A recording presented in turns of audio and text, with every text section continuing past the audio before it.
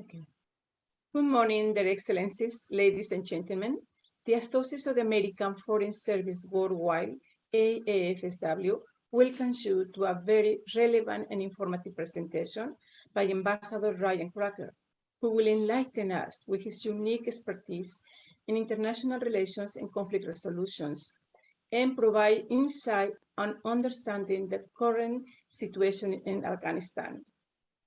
Ambassador Crocker had a very distinguished career in the Foreign Service. He served 6 times as an American ambassador in Afghanistan, Iraq, Pakistan, Syria, Kuwait, and Lebanon. He received the Presidential Medal of Freedom, the nation's highest civilian honor, in 2009. Other recent awards include the West Point Association of Graduates Tier Award in 2020 and the inaugural Bancroft Award presented by the Naval Academy. In 2016, he was named an honorary fellow of the Literary and Historical Society at University College Dublin, where he was presented the annual James Joyce Award. He is an honorary Marine. It is a pleasure to introduce our AAFSW President, Lara Center. Lara? Good morning. Thank you, Sheila. Sheila mentioned my name is Laura Center, and I am the volunteer president of the Associates of the American Foreign Service Worldwide, better known as AAFSW. I know that we have many guests today joining us who may not know about our organization. Just want to tell you a little bit about us. We were founded in 1960, and since that time, our membership has evolved, and we now welcome foreign service and civil service employees, spouses, partners, members of household, and retirees. Our main focus is on community support. We have 4 community pillars that many people know us by. And that includes our scholarships, our art and book fair, which raises money for our scholarships, the annual Secretary of State Award for Outstanding Volunteerism Abroad, and our foreign-born spouse group. But one of our most dynamic features is our programs, which Sheila Switzer is our chair.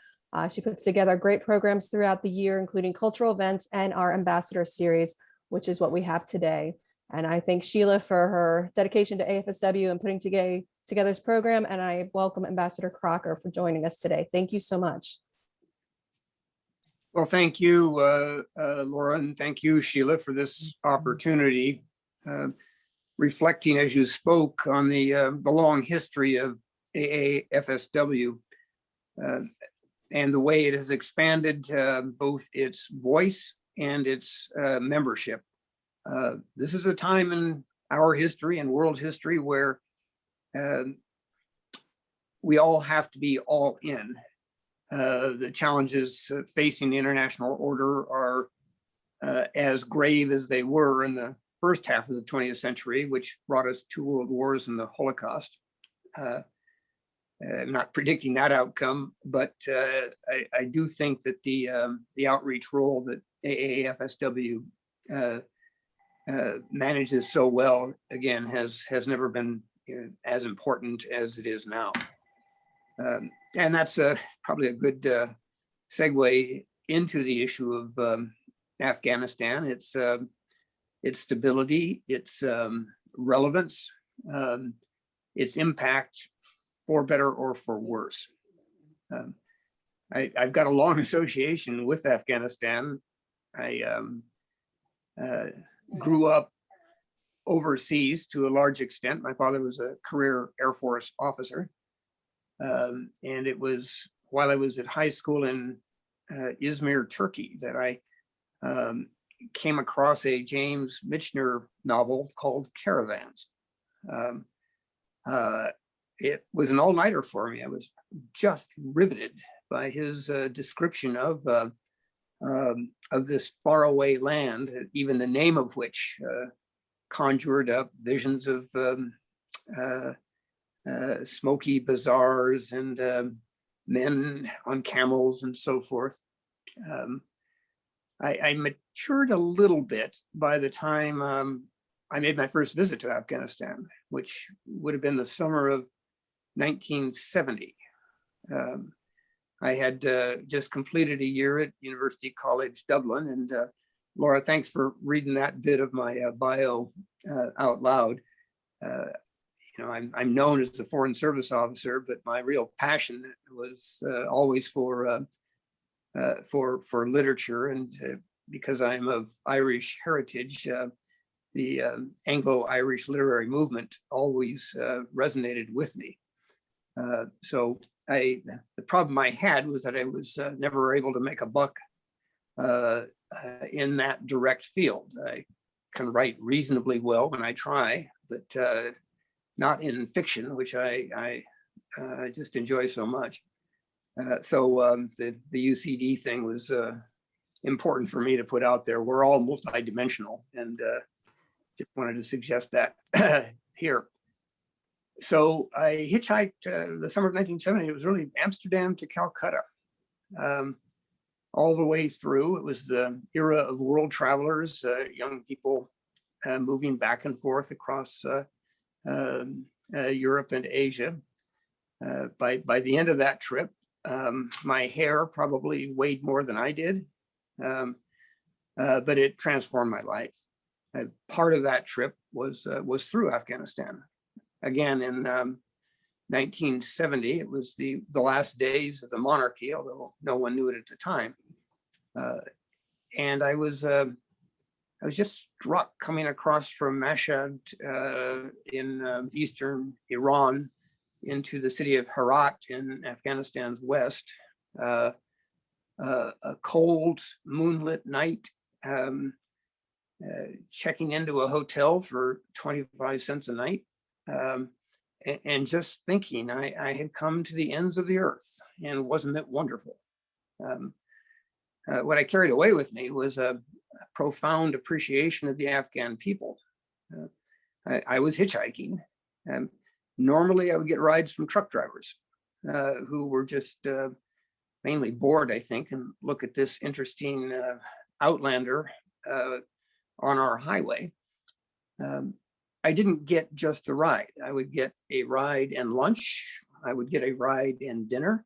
And on 2 occasions, I got a ride and a place to sleep that night. Again, these are people who had so very, very little, but a great spirit of generosity. And that stayed with me as well. I could not have imagined hitchhiking through Afghanistan in the year 1970 that only 2 years later, I would be in Baluchistan. I joined the Foreign Service right out of college, 1971.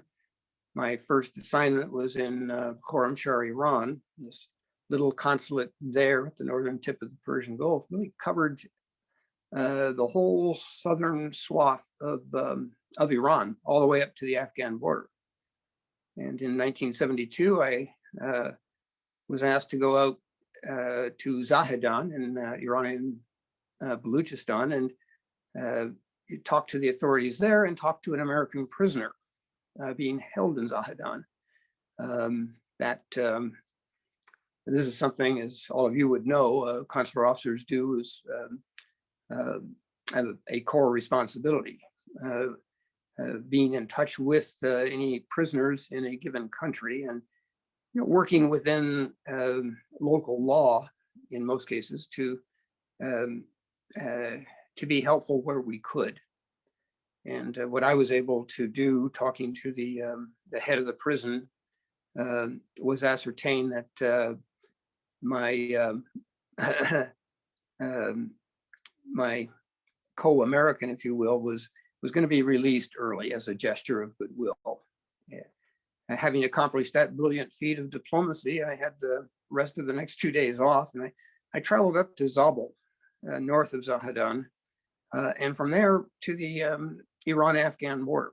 I didn't cross. I had no authority or visa to do so, but I was looking at that Afghanistan that I had transited just a couple of years before.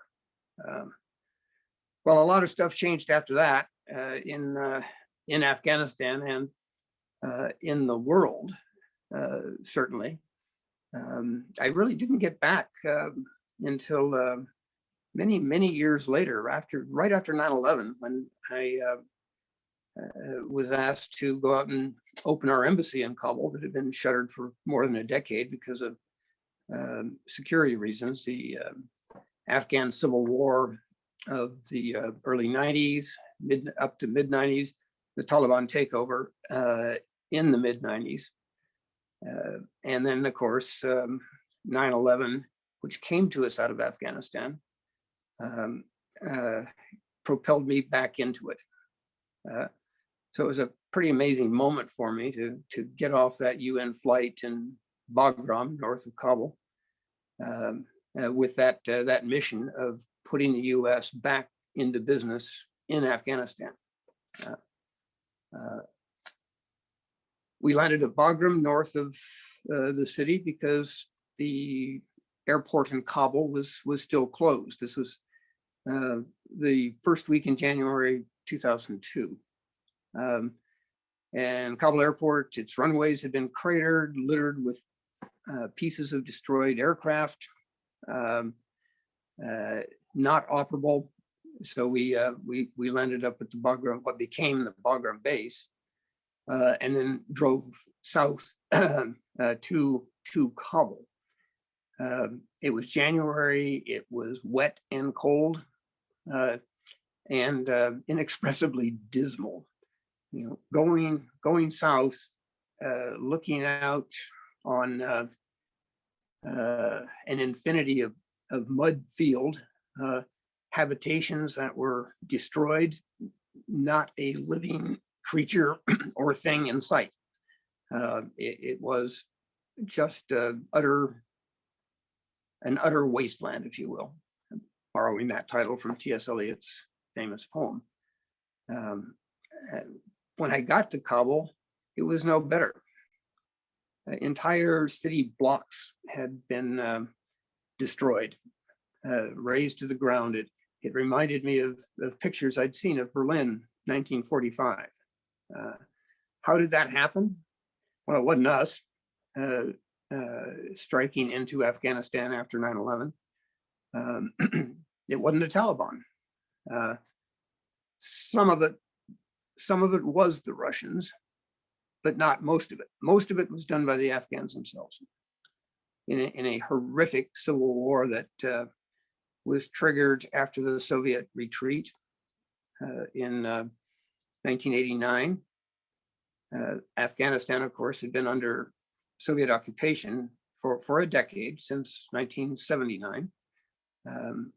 We had been involved in supporting an Islamic anti-Soviet jihad, working with Pakistan in the Northwest frontier. They provided the space, we provided the training. And it worked. The Soviets were defeated, and it was actually, I think, the death knell for the Soviet Union.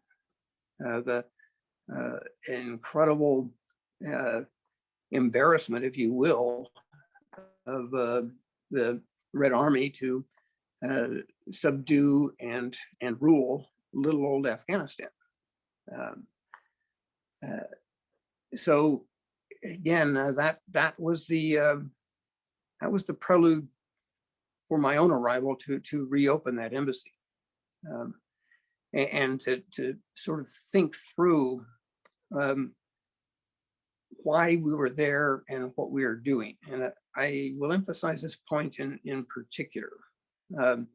An awful lot of the conversation, if you can call the shouting matches conversation, over the U.S. role in Afghanistan, a lot of that has focused on why we were there, with the strong suggestion that we didn't know why we were there, that we were devising missions and strategies and then changing them yet again, creating a situation of basically complete confusion. That was not the case in my experience. I certainly knew, arriving there, what was it, 4 months after 9/11? I knew exactly why we were there. We were there because of 9/11, to take the steps necessary to ensure that Afghanistan would never again threaten the American homeland. It was as basic as that. It was done through symbols as well as acts. One potent symbol in my mind being the time on the 11th of March, 2002, 6 months after 9/11, we commemorated the placement of a fragment of the World Trade Center at the base of the embassy flagpole.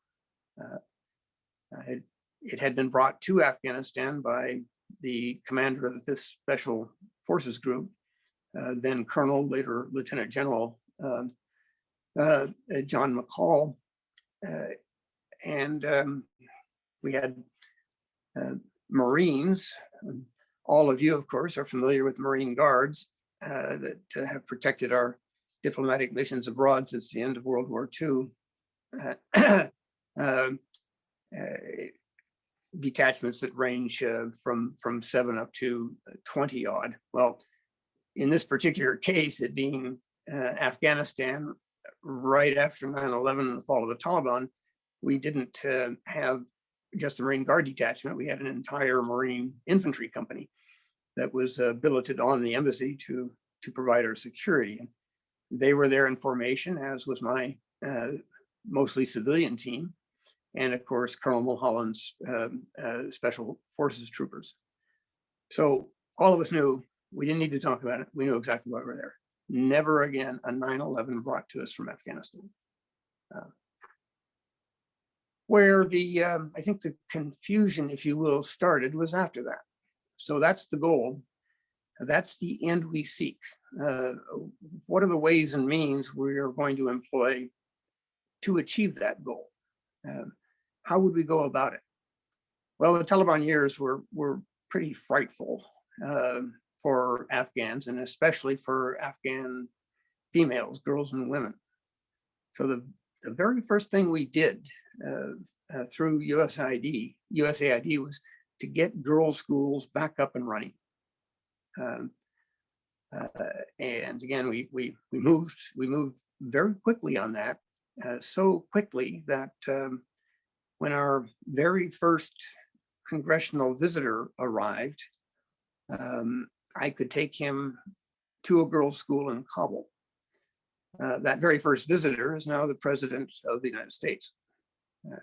As chairman of the Senate Foreign Relations Committee at the time, Senator Biden was deeply moved walking into a first grade classroom, as was I, because it was a very interesting classroom. Not a very elegant one, functional, with an inspired teacher, and with girls that ranged in age from 6 to 12. The 12-year-olds had lost their chance at education once the Taliban took over and shuttered all girls' schools, participation in universities. Women were relegated back to the ancestral compounds. I mention this because, again, when you contrast that visit to the decisions that President Biden made as 20 odd years later to withdraw completely from Afghanistan, it gives some context here.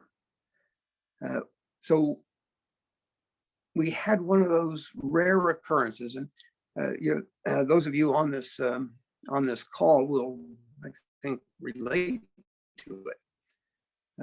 We are the only major country that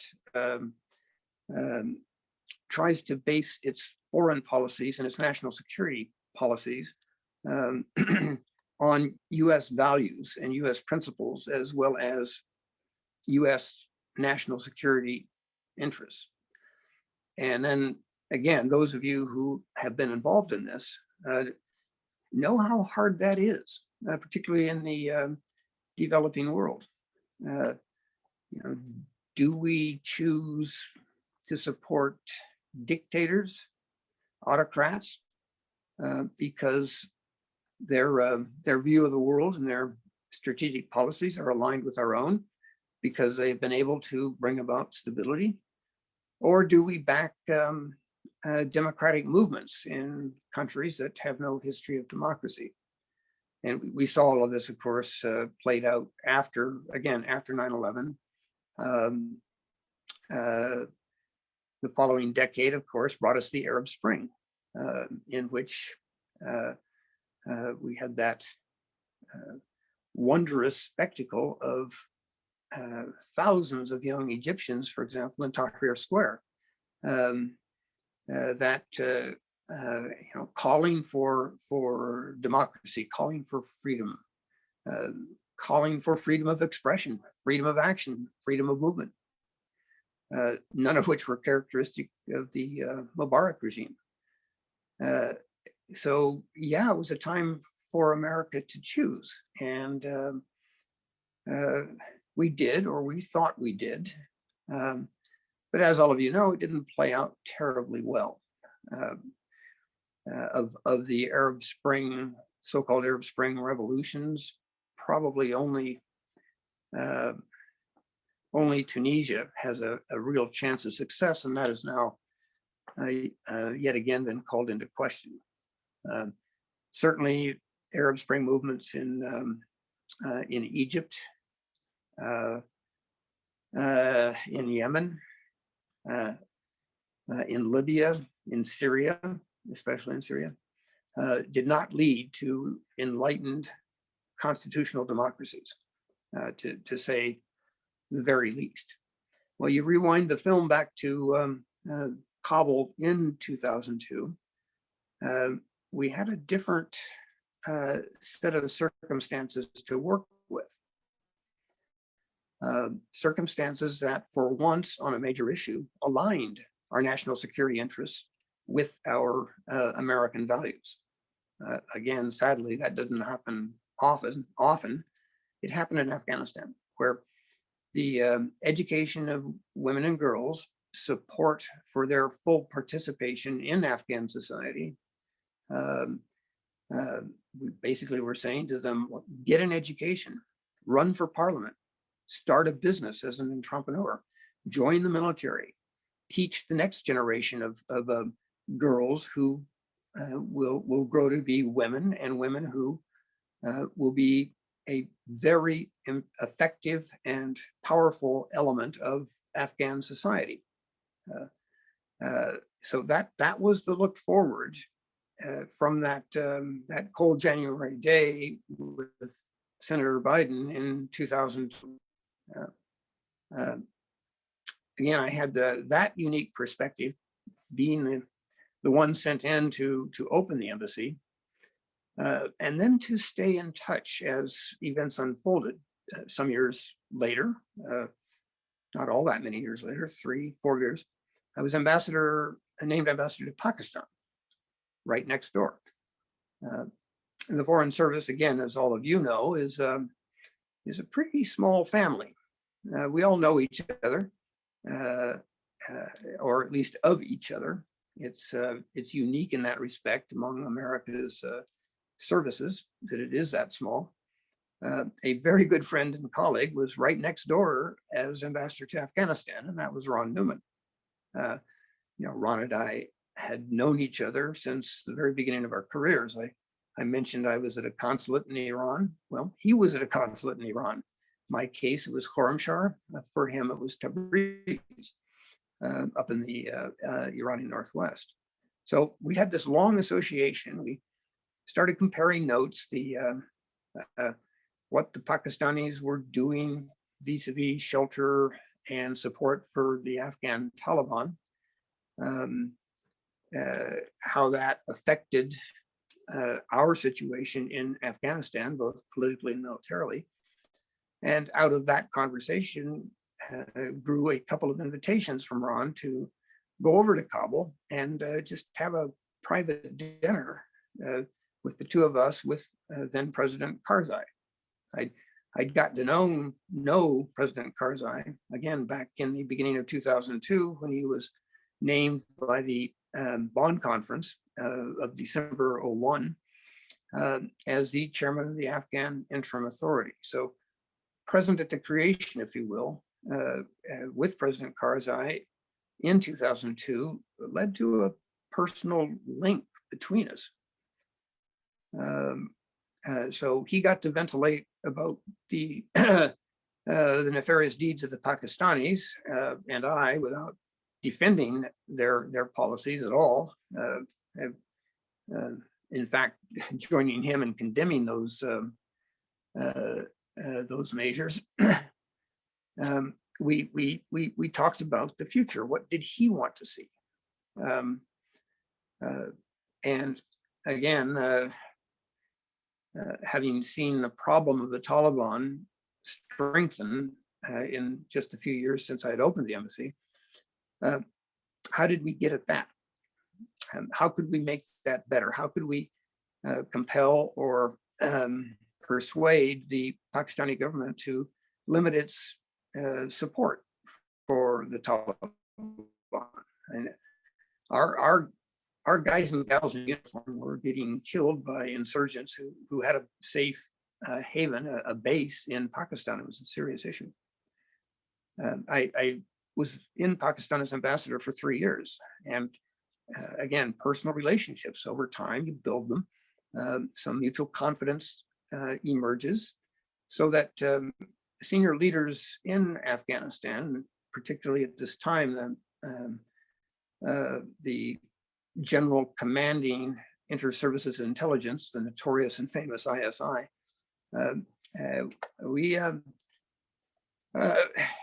we had a relationship that was, of course, professional, but we actually enjoyed each other's company. That element of diplomacy, not often taught, and it's too bad, because it is, again, as all of you know, it's a core part of what we do. Those personal relationships make a difference. He had enough confidence in me to basically say over dinner one night, he said, look, you're constantly pounding away at us for our relationship with the Afghan Taliban. So here's the thing. We were very happy to partner with you after 9/11 in the hunt for Al-Qaeda. We do not like them either. We consider them a danger and a threat to our own stability. But we also have a memory, which you Americans don't. And we remember what happened after that anti-Soviet jihad succeeded. You were done. You were going home. You could see the Civil War coming. We could all see it. The only thing that had united the Mujahideen factions was a common enemy, the Soviets. Once that common enemy was gone, you could see what was going to happen next, and it was not going to be pretty. But we left nonetheless. That was not our problem. Our problem had been the Soviets. They were gone, and so were we. And on the way out the door, we stopped requesting waivers to the Pressler Amendment, legislation that provided for the complete cutoff of all assistance to any country pursuing a nuclear weapons program. Well, the Pakistanis, like the Indians, had been working on a nuclear weapon capability going back to the 1970s and had said so publicly. Well, so we got a national security waiver, though, to those provisions in the legislation until we didn't need Pakistan anymore. Then we stopped requesting waivers. So what was the upshot? Well, again, as this is the Pakistani narrative, and you can certainly pick holes in it. It's not my own. As General Kiani put it, we went from being the most allied of allies to being the most sanctioned of adversaries. That all of that assistance, economic and security, was cut off, and we were gone. So when the Taliban started to look like they had staying power in the early 90s, the Pakistanis threw in with them whatever it took to stop that war, which created instability in their own country. And then 9/11 happened, and then we were back. And the narrative continues. Well, we're glad you're back. We're certainly going to be really happy to start receiving economic and security assistance again and work with you against Al-Qaeda. But if you think we're going to join you in making a mortal enemy of the Afghan Taliban for ourselves, you're completely crazy, because we know what you're going to do. You're going to leave again. That's what you do. You don't have the patience for the long fight. And out here, we all know that. So we'll work with you on Al-Qaeda. You're just going to have to live with the Taliban. So again, fast forward, when the Taliban took over the country, after we made it clear that we were leaving for good, there was probably a lot of high-fiving around the corridors of power in Rawalpindi and Islamabad. It didn't last long. Pakistanis are scared because this withdrawal and the way in which it was conducted gave the Taliban a very powerful narrative that they, clad only in the armor of the one true faith, were able to vanquish the infidels and their stooges. And that is a pretty powerful narrative. As I said, it resonates, through the world globally. Anywhere that there is a militancy, if you will, or an extremist movement that is using the banner of Islam, misusing the banner of Islam, that's their reference point. So it has given great encouragement to radical movements, again, around the world, but also specifically in Pakistan. It certainly encouraged the Pakistani Taliban to stay with their fight against the Pakistani government. Pakistani Taliban aim at the overthrow of the government in Islamabad, not in Kabul. It encouraged other Pakistani radical movements. The Imam of the Red Mosque in the capital city area, who actually led an insurrection against the government some years ago, and was never brought to justice for it because the Pakistani government thought he was too popular and this would make a martyr out of him. Well, he issued a statement welcoming the Taliban takeover, welcoming their narrative, and calling on the people of Pakistan to do the same thing. So the Pakistanis are scared, with reason. And when we think of the stakes here, they're huge. Pakistan is what? It's about the 6th largest country, population of 220 million. It has the 7th largest standing army, and it is the 8th nuclear weapons nation. So I just invite you to consider the consequences if an encouraged militancy, Islamic militancy, starts to shake the country apart. And that could happen. So again, you've got a very fearful Pakistan on one border. On the other border, Iran, where I had stood looking across into Afghan territory, there was also kind of a 15-minute period of high fives. There is great pleasure for the regime in Tehran to see the great Satan take a strong hit.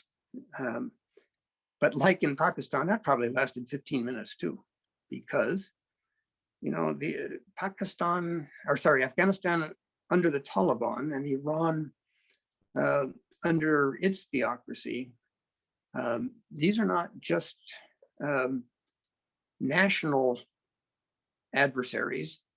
It is an existential issue because there is not room for both, ideologically speaking. You cannot have, in the theology of either, the Sunni Islamic Emirate in Afghanistan and the Shia Islamic Republic in Iran. Those two countries almost went to war when the Taliban ruled in Afghanistan in the late 1990s.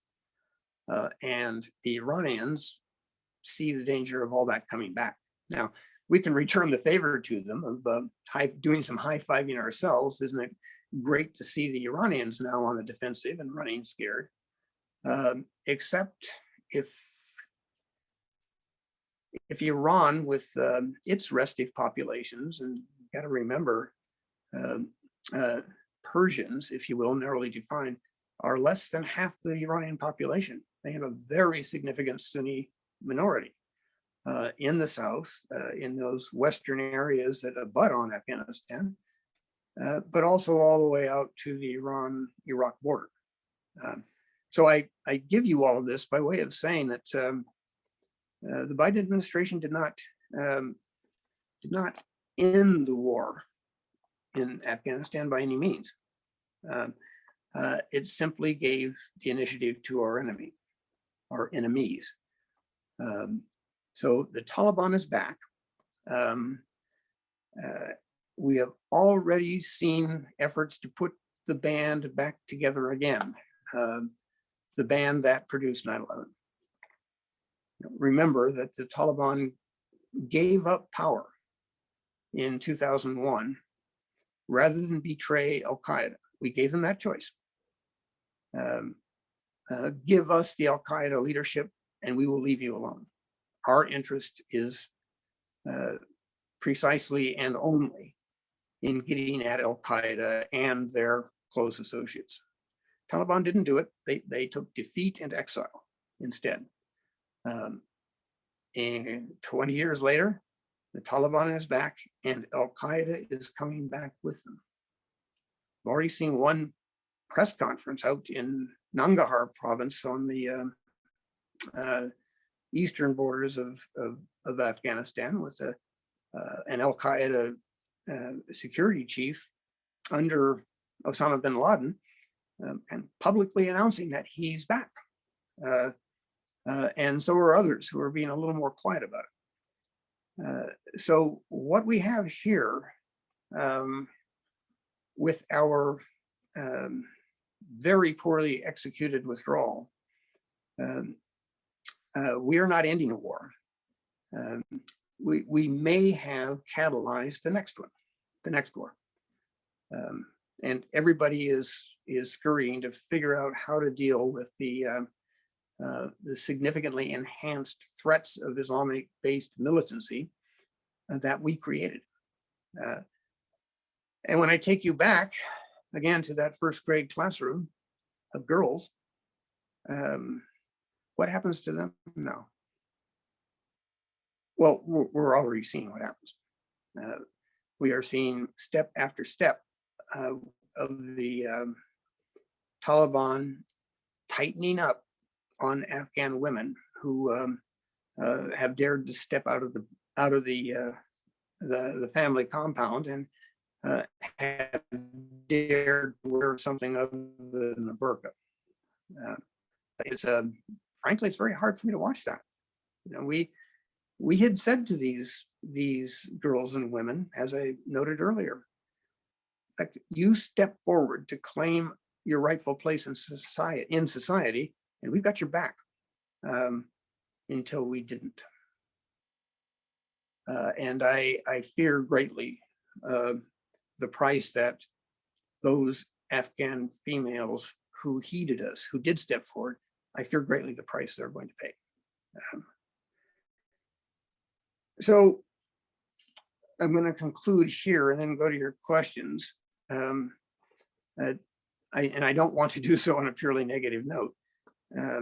So what are the ways forward? What are the possible ways of ensuring that that the Taliban regime does not completely erase the enormous social gains that Afghans achieved during our presence? It was never an occupation during our presence. And of course, it's not just women. The notion of a free press has taken strong root there, that private media organizations have abounded. Well, let's see what happens to them as the Taliban tightens its grip. But there are things we can do. One of them would be, of course, to increase our and strengthen our links with the United Nations with respect to Afghanistan. There is a urgent need for humanitarian assistance, as you've seen. Well, we need to be providing that, but not directly. We should do this through international agencies.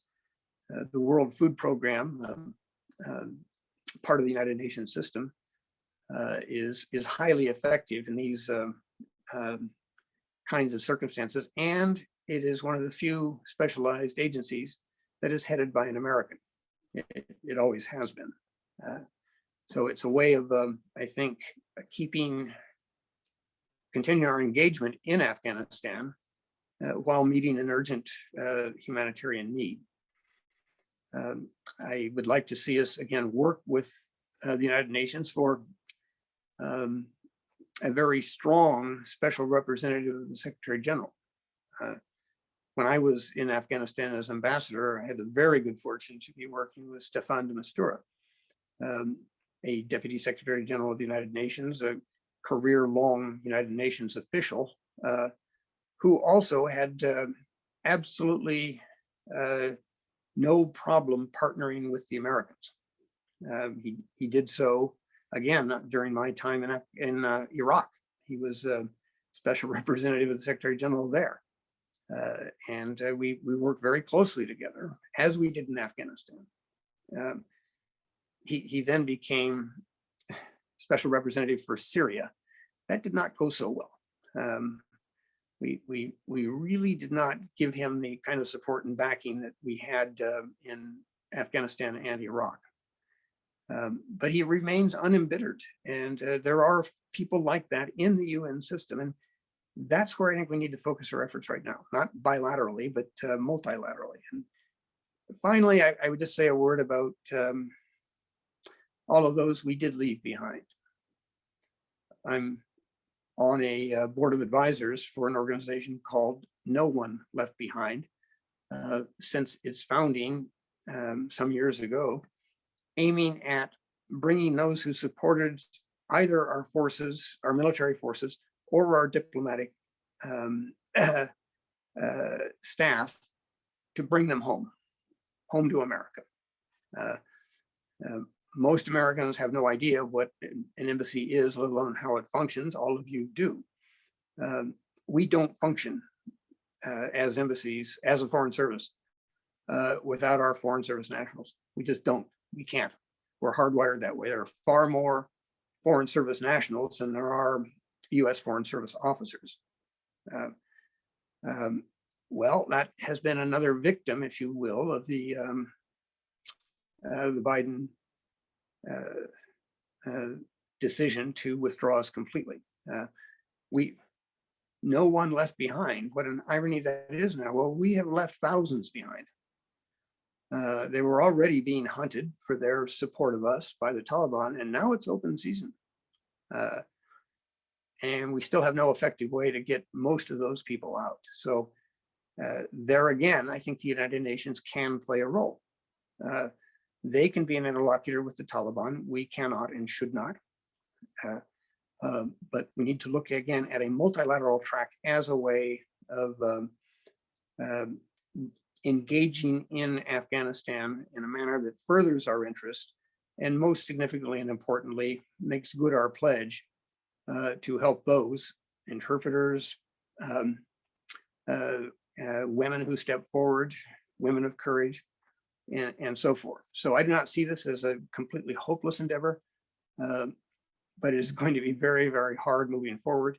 And frankly, we have done significant damage, reputational damage to the United States in the eyes of the world. Our allies are fearful that we are going to walk out on them as we walked out in Afghanistan.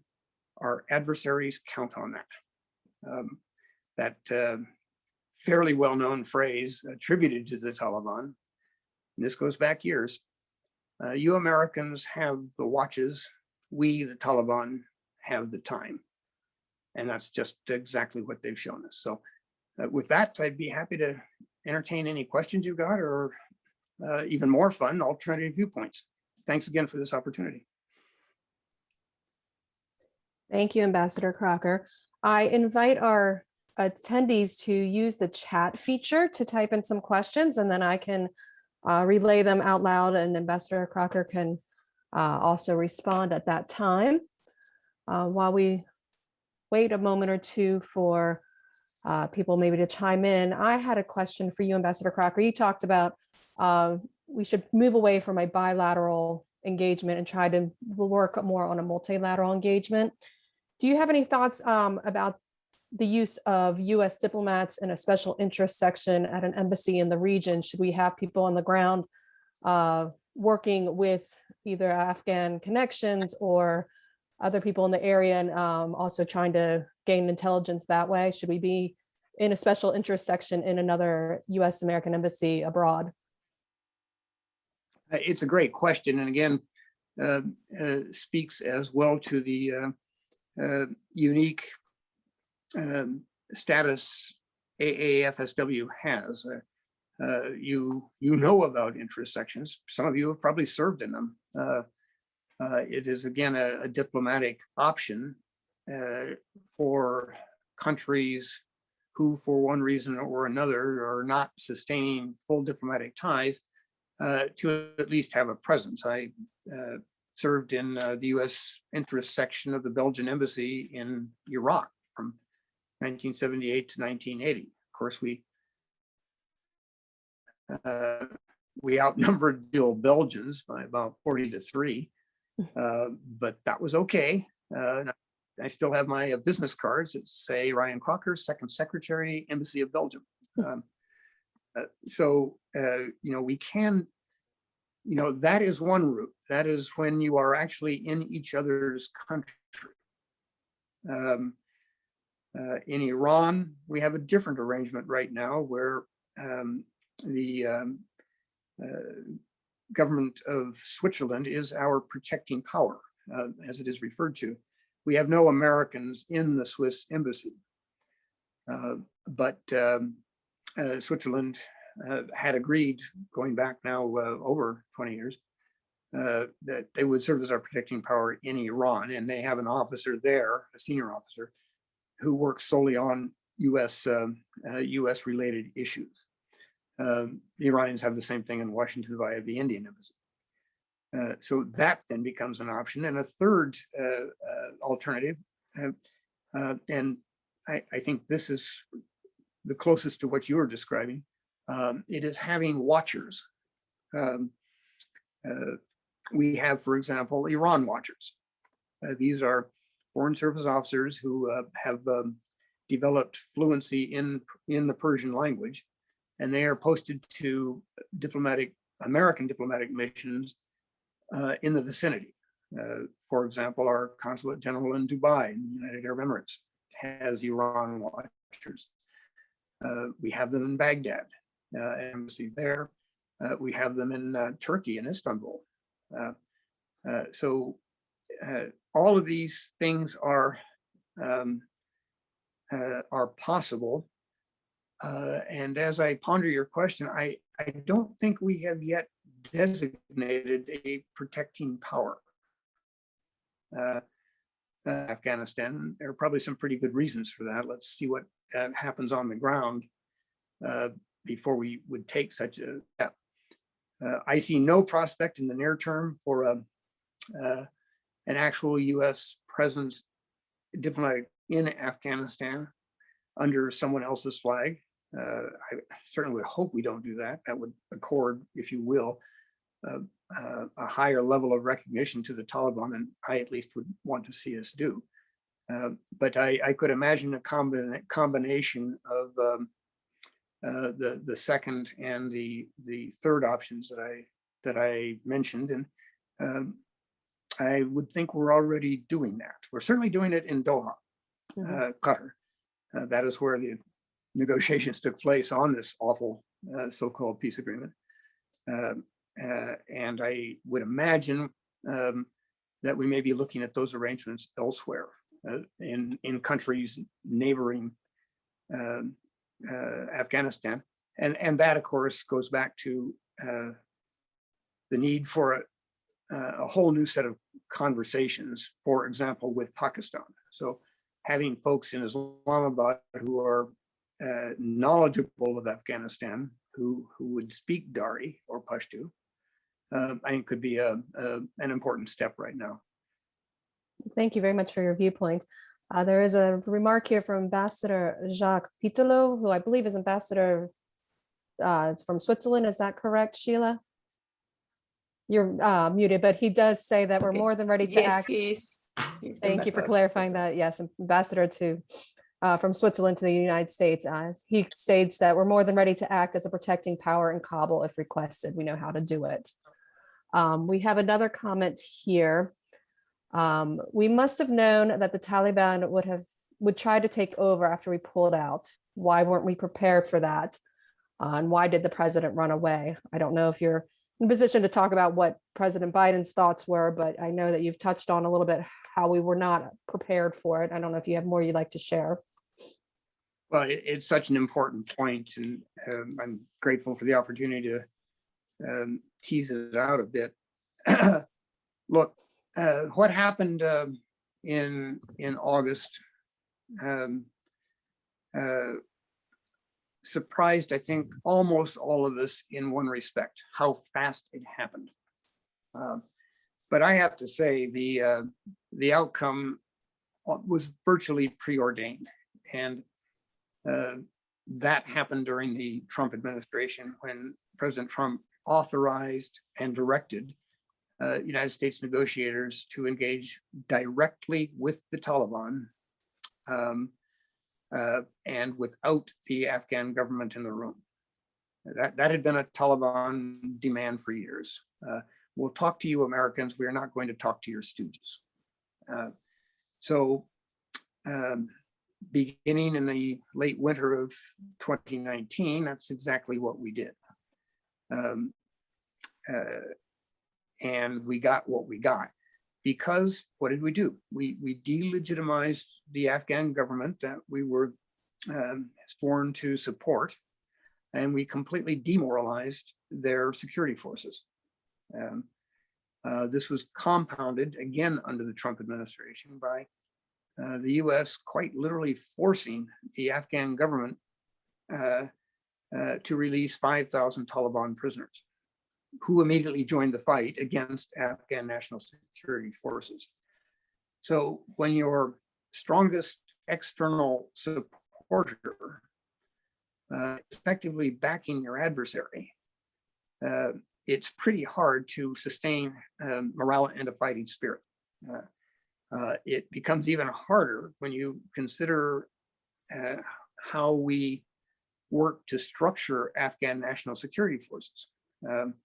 We tried to make them a lot like our own, especially in the sense of having forward deployed ground elements who were supported by air power, both for resupply, medical evacuation, as well as close air support, targeting enemy forces in their immediate vicinity. I mean, this is great if you're the United States, but not so great if you're Afghan. The Afghans are able to fly quite well the aircraft, the combat aircraft they have, helicopters as well as fixed wing. What they can't do is maintain them. I mean, that's hard stuff. Our systems are very sophisticated. So we had contractors doing that for them. Well, in those contracts, it is stipulated that as forces withdraw, so will contractors. So the Afghans were then faced with this situation in which they had forces, out there beyond the wire, if you will, and now no way to support them or evacuate them if they become casualties, or to use air power to keep the Taliban at bay. All of that went away as our forces drew down. So sadly, again, the rapidity of the collapse, it did surprise me. The collapse itself did not. That was written down literally that fate was written down by September of 2019, certainly. I had what turned out to be the naive hope that President Biden would reverse that. He didn't. He embraced it, including keeping on President Trump's envoy, Ambassador Khalilzad. So President Biden came to own that policy. We only have one president at a time, and we only have one person at a time making presidential decisions. President Biden is the one who pulled us out and therefore bears responsibility for the consequences. And again, they should have known, they must have known that, I think.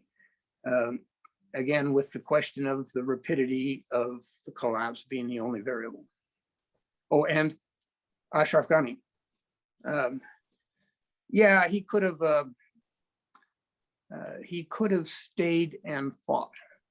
I'm sure he considered that.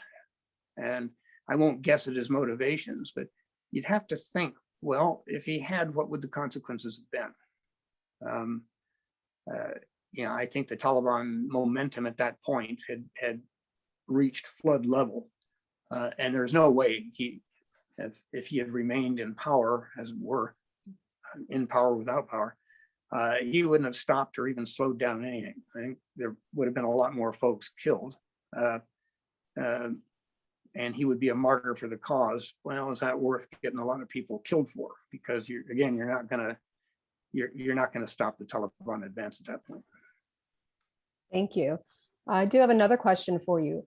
Do you feel that a continuing low-level presence that we maintained for the last 1.5 years before the withdrawal could have been further maintained pretty much open-ended?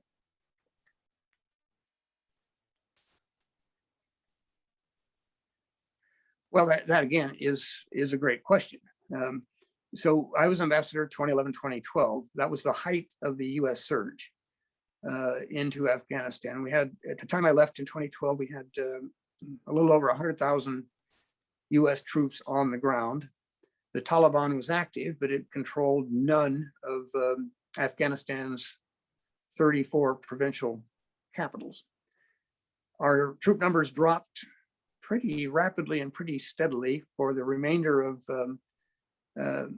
President Obama's second term, and declined even further, of course, under President Trump, down to 2,500 in his last couple of months in office. So it's actually more like 3,500. So we go from 110,000 to 3,500, and the Taliban still control none of those 34 provincial capitals. We had been out of a combat role for 2 years. We were supporting the Afghans, and our presence was a powerful signal of our commitment and a warning to the Taliban: don't try it. That you can cite other factors in the collapse. Corruption, yes, widespread, no question. But the only decisive factor, the only thing that changed was our presence when we decided to eliminate it. So, we had been going along with, say, 5,000 forces down to 2,500. We were taking no casualties. Yes, we could, President Biden could have chosen a different course. I wish he had. He started out through his national security advisor saying we were going to work very closely with Afghanistan as a strategic partner, and then decided otherwise. Well, we're paying the price for this, as I've already tried to sketch out, with the invigoration the Taliban takeover has given to like-minded groups everywhere. And it didn't need to be that way. We could have maintained a small force, probably 3,500, too small. 5,000 seemed to be working well. And that would have been a pretty cheap insurance policy against another 9/11. And that goes back to the first things I was trying to say. I mean, what is this about? It is about America's national security. Yes, there are new threats we have to pay attention to, but really we can't maintain, say, 5,000 troops in Afghanistan indefinitely without doing damage to our other strategic priorities. That's ridiculous. We could have done it. We should have done it. we didn't do it.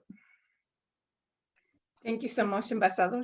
You did an excellent presentation, and we wish you a lot of success in all your endeavors. We know that you are working so hard for Afghanistan, and we commend you. Thank you so much. Have a wonderful day. You too. Thank you very much. A great group, and never has your role been more important. Thanks again. Thank you. Thank you. I also take this opportunity to invite our guests to attend our next program in November the 9th. That will take place at the Mexican Cultural Institute. Thank you so much and have a wonderful day, everybody, for participating. Bye.